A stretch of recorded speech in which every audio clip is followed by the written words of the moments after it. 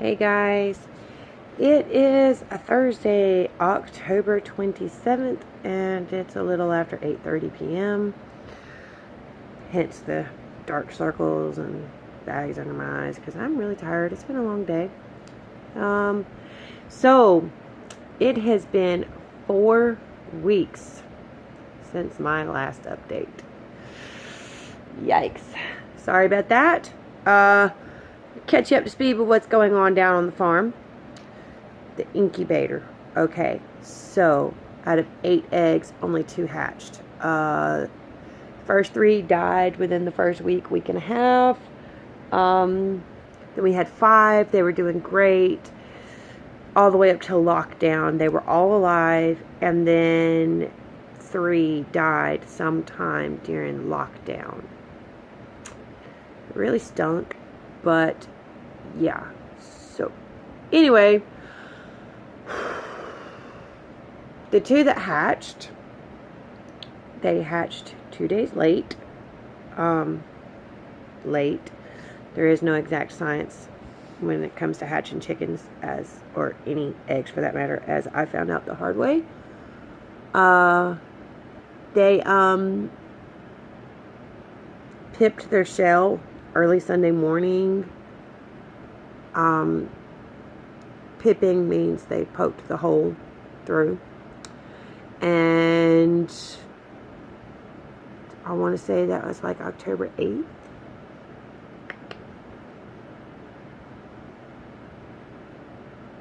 Yeah. No, October 9th. Sorry. So, October 9th, Sunday morning, I wake up and they have pipped their shell. Just little tiny holes in their shell. And I get all excited, and I'm also freaking out because I have to go to church in Eufaula, and I'm going to be gone all day. So, I'm like, oh my God, I'm going to miss my babies hatching. So anyway, I left, went to church, came home. One of them had pipped a significantly larger hole. Excuse me, I'm sorry. In the shell, you could actually see its head. And I was like, okay. The other one still had a really tiny hole. So I laid there for like ever watching. Sorry, like I said, I'm really tired. I stayed up till wee hours in the morning watching and really wasn't making any progress. So I was like, okay, I'm just going to go to bed. I'm tired. I've been staying up the past 2 nights watching these eggs, hoping to watch them hatch. Nothing's really happening. I'm going to bed. So I went to bed, got up early Monday morning, and he still wasn't out of the shell. Still hadn't hatched. Kind of had one leg in the air kicking through the shell, but that was all it was able to do. And it sounded very distressed. Very, very distressed. And the other one still only had a very small hole in the shell. So I decided to intervene after it had been past 24 hours since the first eggshell pip. I stepped in and I actually helped the first one out. And I put it back in the incubator. And the other one still wasn't making any progress. So about 30 minutes later, I went ahead and broke it out also. And they will be 3 weeks old on Monday. They are doing very well.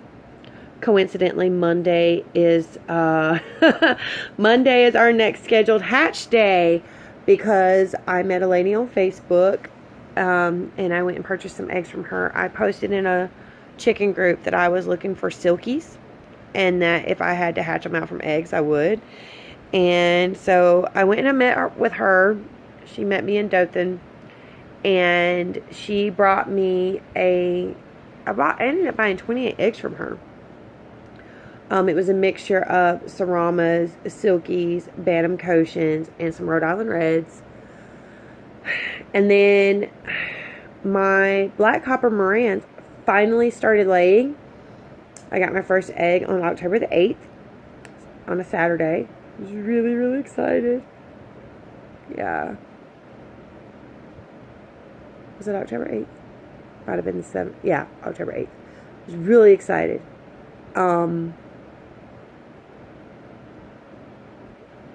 So, anyway, bought 28 eggs. On October 10th, when my chickens hatched, I actually that day put 34 eggs into the incubator. Put the 28, plus I had 3 French Black Copper Maran eggs from my flock and 3 eggs from Lucy. And the first week I candled on day 7 because since we had such a low hatch rate from the first one, and we only had like a 25% hatch rate, which isn't really bad considering it was my first time hatching and it was with a homemade incubator, but still I candled pretty much every single day the first go around, and a lot of people told me that's not good, and so I decided on my second go around that I would candle less. So I decided I was only going to candle on day 7, day 15, day 18, etc. Which I've actually ended up doing a little bit more than that, but I'll get to that in a minute. I candled for the first time on day 7, and I had to throw out 12. Was it 12?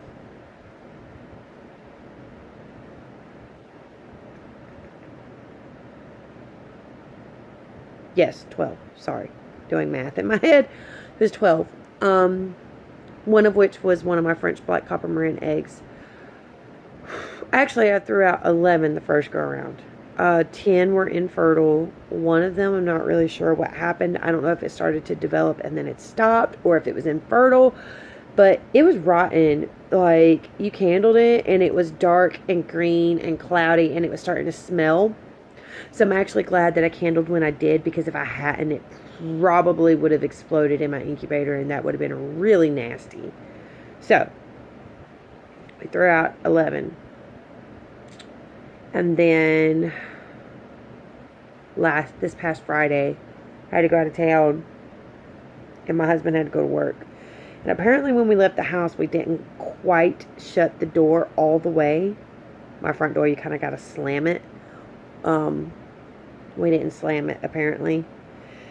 Because when my husband came home, I'm so sorry. Like I said, I'm tired. When my husband came home, my front door was open. And it had got down to 46 degrees in Abbeville that night. So, we didn't have any heat on in the house because nobody was home. So, my incubator got down to 70 degrees. So, he called me that Saturday and he was freaking out. And I was like, okay, just get them back up to the right temperature. And when I get home, I'll candle them. So, he got the temperature stabilized and everything. And I got home Monday. Oh, I'm so sorry. I'm so tired. I'm so sorry. I got home Monday. Let's see. Today's the 20. Today is the 27th. So 27, 26, 25, 24. I got home on the 24th. And I candled them.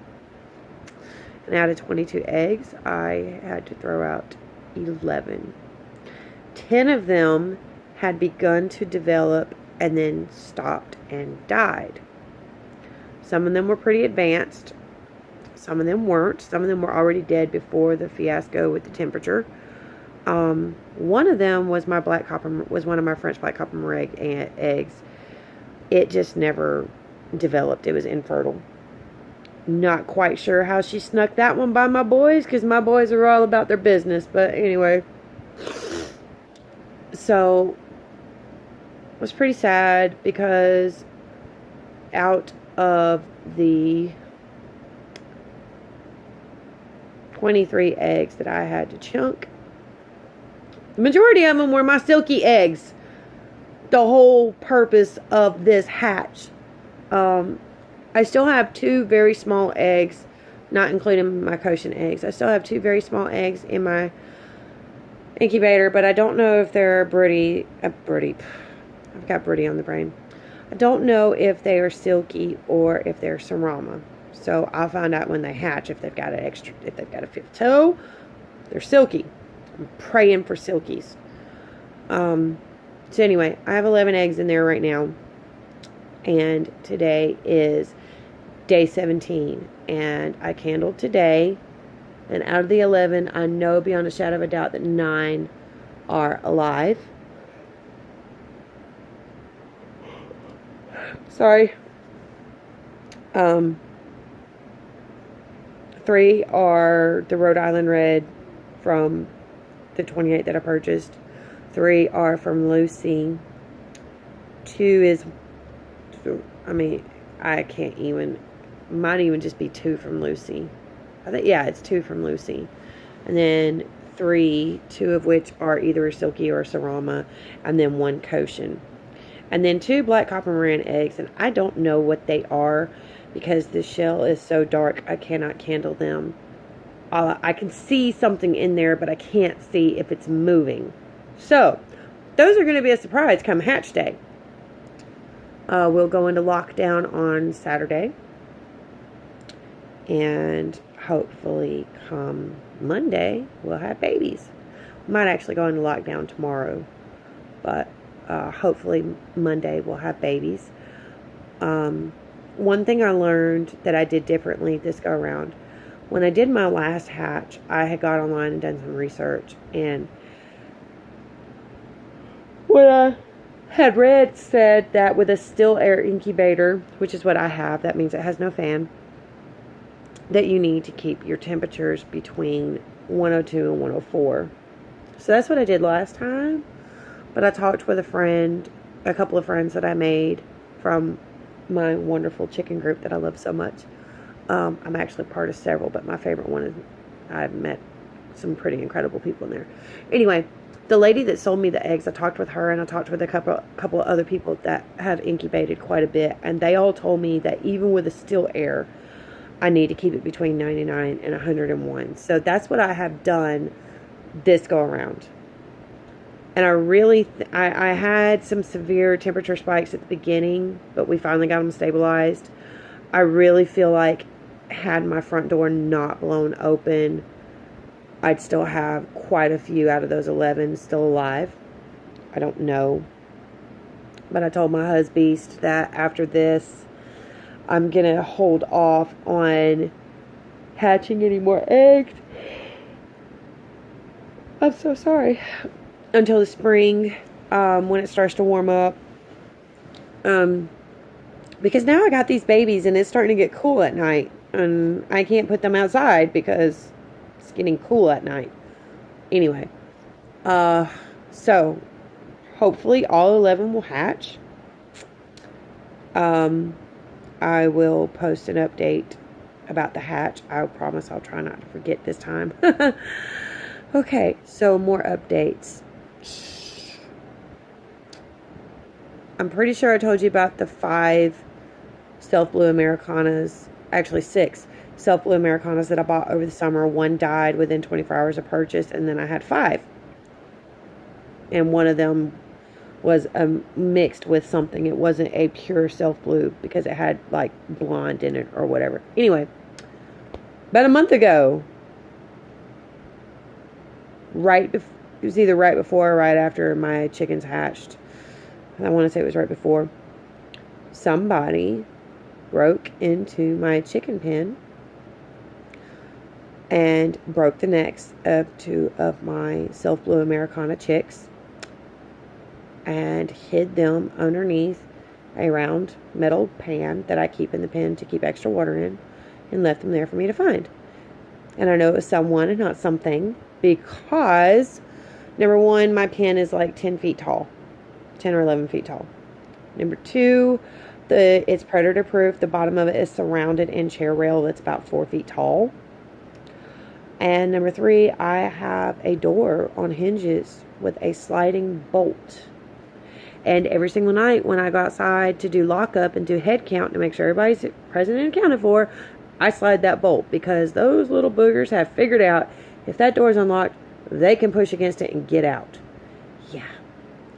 It's kind of annoying when I'm not ready for them to be out and they get out. So I keep that bolt slid and locked. And I got up on a Saturday morning and I went outside to go feed my chickens. and the bolt was unlocked, which immediately sent off alarm bells with me, and I went inside and I found my 2 chickens dead. I don't know who did it.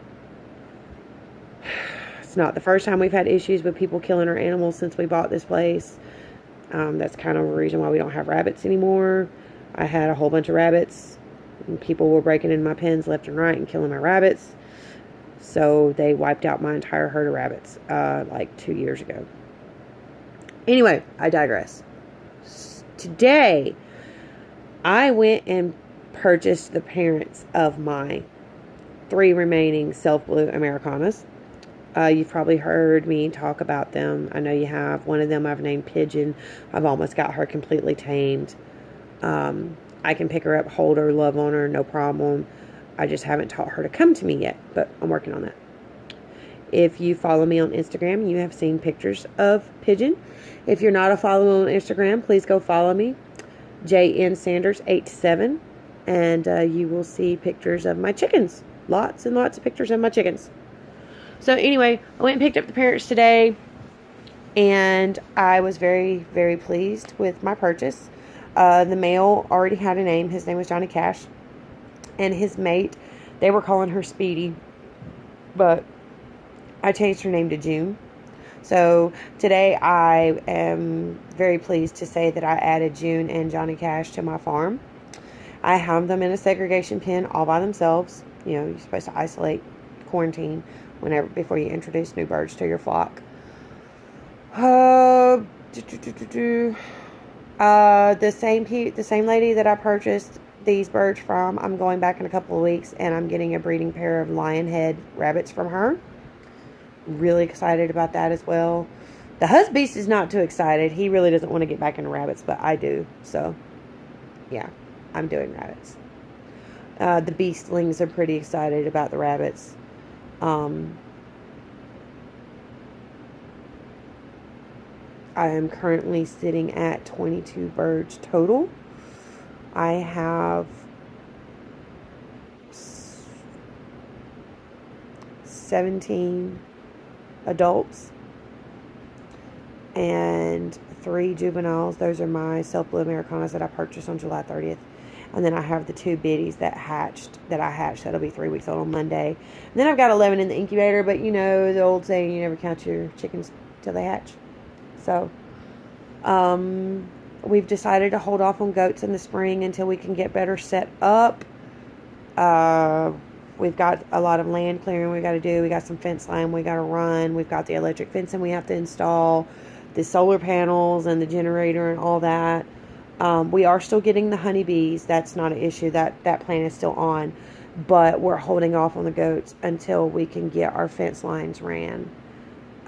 So I'm still excited about that. I have talked the husbeast into letting me get turkeys.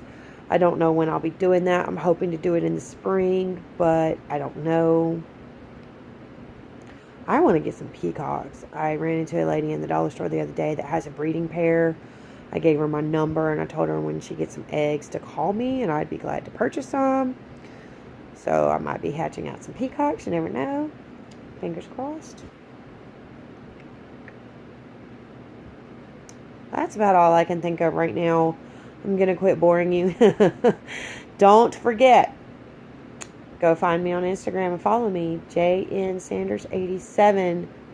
There you will see pictures of all my many different birds and my beastlings and my husbeast and I. I'm going to be setting up a Facebook page for my farm soon. I will post an update about that once I do.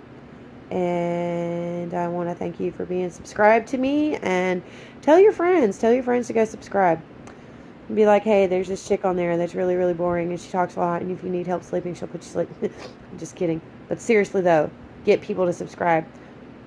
And I'm going to say peace out, love, peace, and chicken grease from down on the farm, yo.